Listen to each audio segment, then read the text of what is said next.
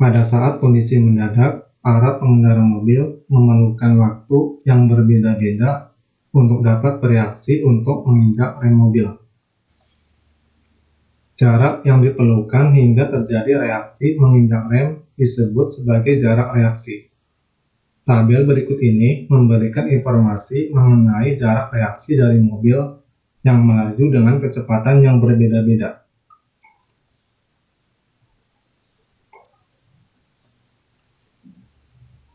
Yang pertama, gambarlah diagram bencar dari data di atas. Di sini kita menggunakan Excel.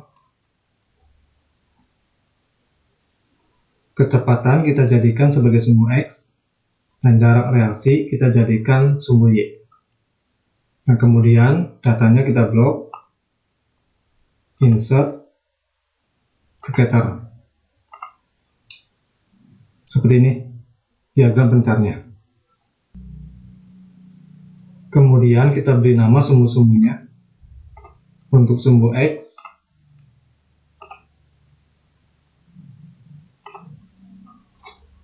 kecepatan.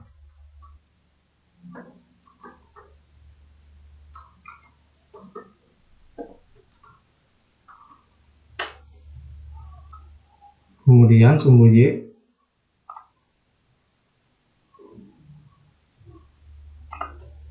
jarak reaksi.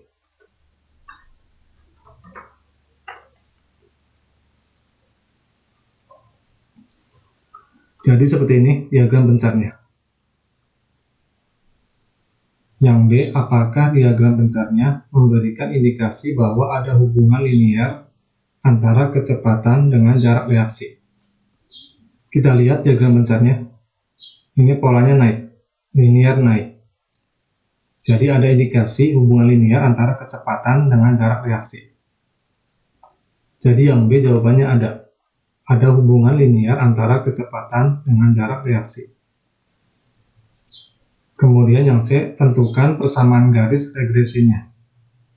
Nah, di sini langkah-langkahnya, langkah-langkah menentukan persamaan garis regresi. Yang pertama, tentukan nilai rata-rata X dan Y. Yang kedua, tentukan nilai SSXY dan SSXX. Yang tiga, tentukan nilai B dan A. Dan yang keempat, menentukan persamaan garis regresi. Nah, di sini kita menentukan nilai rata-rata X dan Y. Kita hitung dulu nilai rata-rata X.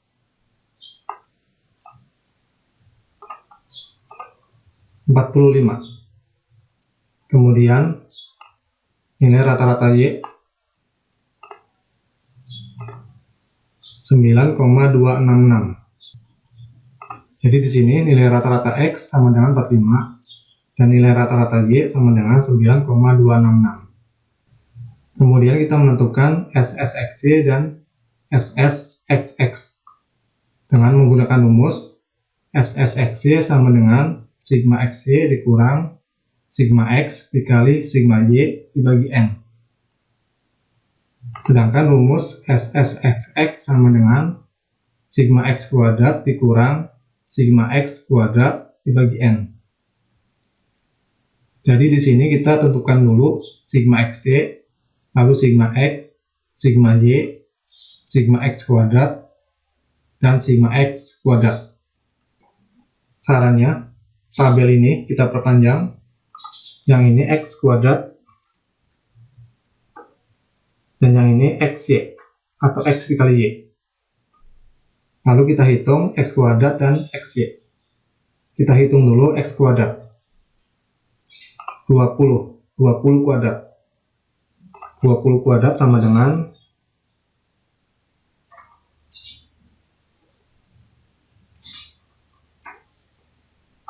400.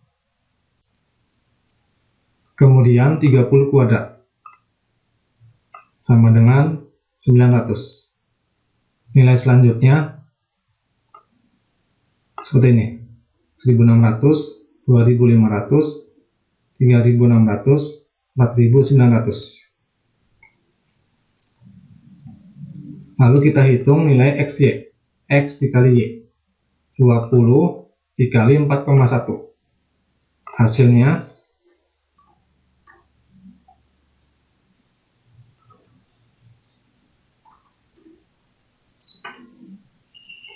82. Kemudian 30 dikali 6,2. Hasilnya 186. Dan yang lain hasilnya seperti ini. Nah, kemudian kita hitung jumlah X, Y, X kuadrat, dan XY. Jadi di sini jumlah atau sigma. Untuk X jumlahnya 270.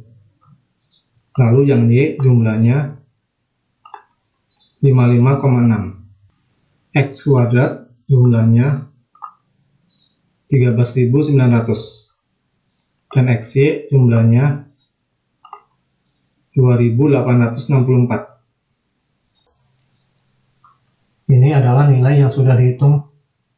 Sigma X sama dengan 270, sigma Y sama dengan 55,6, sigma X kuadrat 13.900, sigma XY sama dengan 2.864, sigma X kuadrat 270 kuadrat, hasilnya 72.900. Lalu rata-rata X 45 dan rata-rata Y 9,266. Kemudian kita hitung SS XY. Rumusnya sigma XY dikurang sigma X dikali sigma Y dibagi N. Sigma XY, nah berarti yang ini 2864, sigma X 270, sigma Y 55,6, dan N banyak data, banyaknya 6. Dimasukkan ke sini, hasilnya seperti ini. Kita hitung 270 dikali 55,6 dibagi 6. Hasilnya 2502. 2864 dikurang 2502. Hasilnya 362. Selanjutnya SSXX. Itu rumusnya sigma X kuadrat dikurang sigma X kuadrat dibagi N.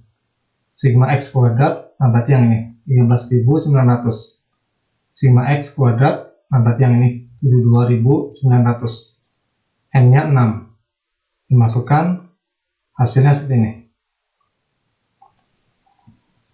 Kita hitung 72.900 dibagi 6. Hasilnya 12.150.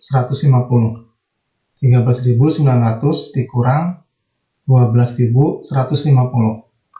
Hasilnya 1.750. Selanjutnya kita menghitung D.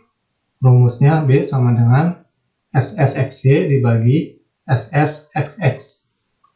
SSXY sama dengan 362. SSXX 1.750. Dimasukkan, hasilnya seperti ini. 362 dibagi 1.750. Hasilnya 0,206. Lalu kita menghitung A. A rumusnya rata-rata Y dikurang G dikali rata-rata X. Rata-rata Y berarti yang ini 9,266. G 0,206. Rata-rata X 45. Dimasukkan ke sini, hasilnya seperti ini. Kita hitung. Nah, ini kalau dihitung hasilnya negatif 0,004.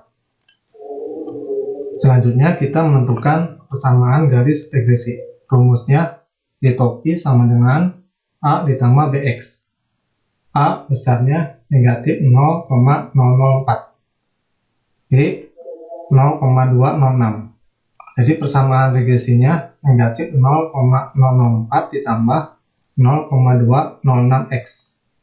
Jadi yang C jawabannya Y topi sama dengan negatif 0,004 ditambah 0,206x. Yang D interpretasikan nilai A dan B yang diperoleh pada bagian C. Kita lihat A sama dengan negatif 0,004. Ini artinya jika kecepatan mobil sama dengan 0, maka jarak reaksinya sebesar negatif 0,004 meter. Lalu B 0,206. Ini artinya jika kecepatan mobil bertambah 1 km per jam, maka jarak reaksi bertambah sebesar 0,206 meter. Yang E, hitunglah prediksi jarak reaksi jika suatu mobil bergerak dengan kecepatan 35 km per jam. Caranya, yang X ini diganti dengan 35. Jadi hasilnya seperti ini. Kalau dihitung, hasilnya sebesar 7,206 meter. Yang F, hitunglah prediksi jarak reaksi jika suatu mobil bergerak dengan kecepatan 55 km per jam. Sama seperti yang E, yang X diganti dengan 55. Jadi seperti ini. Kita hitung hasilnya sebesar 11,326 meter.